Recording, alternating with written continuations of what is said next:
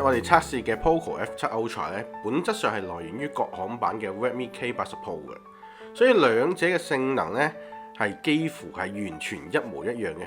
唯一嘅差距咧就在於機身上面一啲 pattern 係有少少分別嘅啫。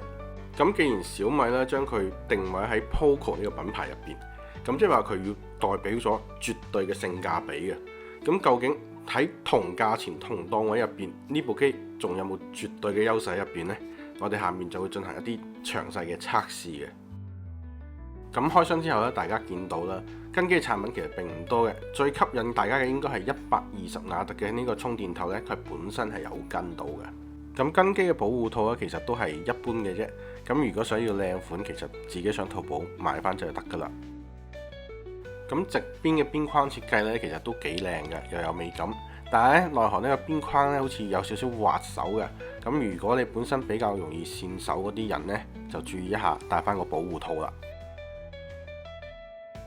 咁呢個三鏡頭模組嘅設計咧，同國內版本嘅 Redmi K80 Pro 咧係一模一樣嘅。咁有呢格仔紋喺入邊作為一個點綴，睇落嚟會更加有奢侈感多少少嘅。鏡頭模組隔離嗰啲花紋呢，亦會令成部手機睇上嚟更加年輕啦，更加有運動感少少嘅。咁 F7 Ultra 咧有分黃色同埋黑色兩種嘅。咁我個人就建議咧，大家揀黃色會比較睇起上嚟年輕啲啦，同埋特別少少嘅，因為市場上面黃色手機並唔多嘅。F7 Ultra 咧亦都係 Poco 首次用咗呢個 Vision Boost 嘅 D7 晶片咧，提高呢個遊戲影像性能，支援120W 嘅有線快充同埋呢個50W 嘅無線快充 ，IP68 嘅防塵防水。屏幕方面咧，佢用咗 2K 120Hz 自適應嘅 AMOLED Display 嘅，但可能因為慳電嘅緣故啦，咁個 default 出廠咧其實唔係俾翻 2K resolution 你用嘅，咁你需要自己入去設定入邊，重新將佢 set 翻去做 2K。如果你唔 set 嘅話咧，咁個 default 其實一路都喺 3D Plus 入邊。跟住咧，我就講講佢生成式 AI 呢個部分。咁咧，我就要求佢咧幫我寫一份武漢嘅3日2夜嘅旅遊攻略嘅。咁入邊有一個重點咧，就係我強調咗而家係3月份嘅。咁點解我強調係3月份呢？因為3月份係而家武漢嘅櫻花季節嚟嘅，所以睇櫻花咧應該係作為今次攻略入邊一個重點嘅位置。咁睇下佢識唔識幫我生成翻一個佢有櫻花嘅旅程啦。咁整個攻略嘅生成時間咧，大概係花費咗1分鐘左右嘅啫，咁就已經幫我寫好一份3日2夜嘅攻略噶啦。咁呢份攻略裏面咧，亦有提及到去武漢大學嘅櫻花大道咧去賞櫻呢個旅程嘅。咁呢個生成式 AI 俾我感覺咧，就唔算話特別聰明啦，有少少嗰種東抄抄西抄抄嘅感覺。咁同埋都用起上嚟算係易用嘅。同樣都係採用咗呢個8 Elite 處理器 ，Poco F7 Ultra 同埋呢個小米15 Ultra 咧，都係跑出250萬分左右嘅成績。對於使用同樣處理器嘅其他旗艦機嚟講，佢哋嘅總分差成20萬分。我係有理由相信咧，佢喺背後有做降頻嘅處理。降頻嘅原因咧，不外乎2樣嘢嘅啫，一係就為咗慳電，一係就為咗等部機冇咁熱。咁至於係邊種或者係2種都有可能㗎。咁嚟到講拍攝呢一方面啦，咁其實最大賣點應該就係個主鏡頭用咗 Light Fusion 800嘅 Image Sensor， 咁作為呢部機最強嘅一個拍攝 sensor 噶啦。咁下面呢，我哋嚟測試下呢個手機嘅拍攝表現啦。咁我哋嚟睇睇手機嘅夜景拍攝。咁夜景拍攝模式呢，同埋普通拍攝模式呢，就咁睇嘅話呢，好似分別都唔大嘅。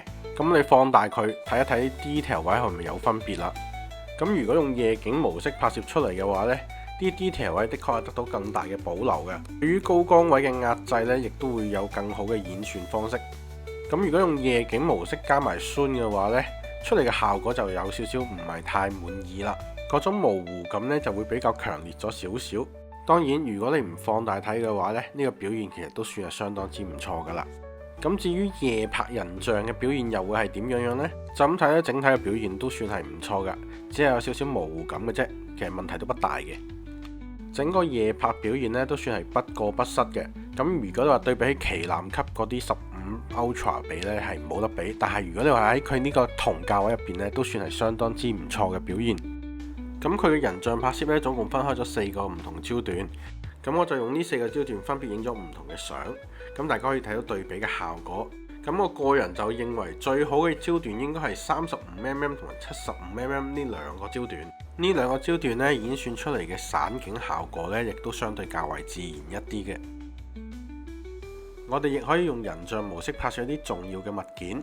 拍攝完成之後呢，我哋就可以喺後製嘅時候控制呢個虛擬光圈，咁樣就可以更有效咁控制呢個背景嘅虛化程度，從而達到自己想要嘅效果。F7 Ultra 呢，佢最高可以支援係60倍嘅 zoom 嘅。咁當然啦，支援到同用到係兩回事嚟嘅。咁我哋而家實際去測試下每一個唔同倍數 zoom 出嚟嘅效果。咁20倍 zoom 呢係保持到呢個清晰度同埋一啲細節嘅。如果去到30倍 zoom 呢，其實已經開始有少少模糊啊，但係都尚算係合格可以用嘅範圍。咁60倍 zoom 呢，最多叫影得到嘅啫，清晰度同細節呢都係唔夠嘅。咁佢嘅超級微距拍攝呢，全靠呢個長焦鏡作為呢個推動嘅。所以佢用超級微距嘅時候呢，都唔需要懟到好埋，都可以拍攝到。呢個就係拍攝出嚟嘅效果啦。咁大家見到其實都算係幾清晰嘅，好多葉紋啊或者花瓣上面嘅紋理呢，都可以得到好大嘅保留。但因為佢係用長焦鏡頭嚟做呢個超級微距嘅，咁拍攝嘅品質呢，好容易受到環境光嘅影響嘅。如果你係太陽底下嘅話呢，清晰度應該係完全冇問題。但如果環境偏暗少少嘅話呢，清晰度就會大打折扣啦。咁講返日光下嘅拍攝表現啦，喺足夠光線底下呢，呢部手機嘅拍攝表現係完全冇問題嘅，細節同埋啲清晰度呢，即使放大咗睇呢，依然得到好大嘅保留。咁如果一啲複雜嘅環境拍攝嘅話呢，會見到一啲算法上面嘅批漏。但係如果你唔係文相啊或者放大到100% 睇呢，基本上係唔會發現呢啲批漏嘅。所以我覺得佢係完全冇問題，唔影響日常嘅使用。咁我亦準備咗一啲拍攝出嚟嘅效果俾大家睇下。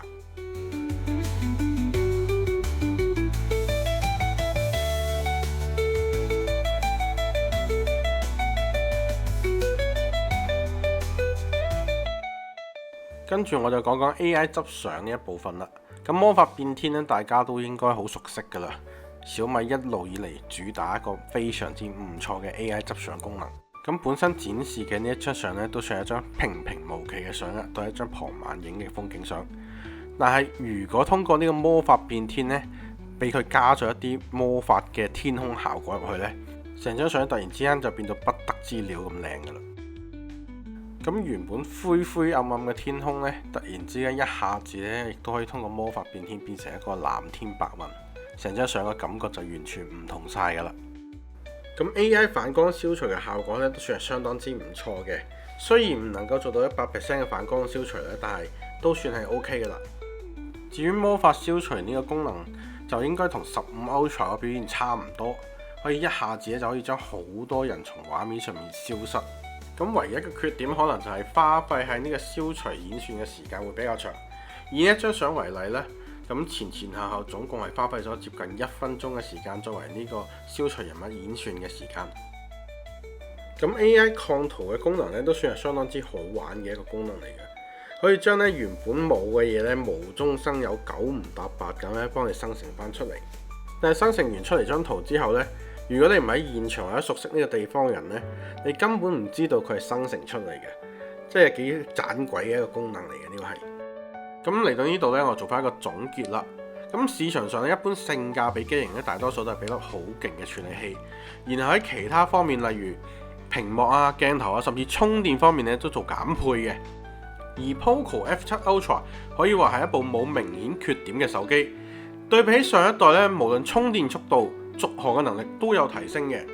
咁影相方面咧，亦增加咗一個2.5倍小長焦鏡頭啦，為呢個長焦拍攝帶嚟咗巨大嘅提升。咁屏幕點講都好啦，都叫上咗 2K AMOLED 㗎啦。咁既然冇明顯缺點啦，咁我哋講下佢嘅優點啦。咁佢嘅唯一優點咧，可以話係性價比特別高嘅。如果你係對影相唔係特別高要求、日常打下機嘅人，咁呢部手機咧係值得推薦嘅。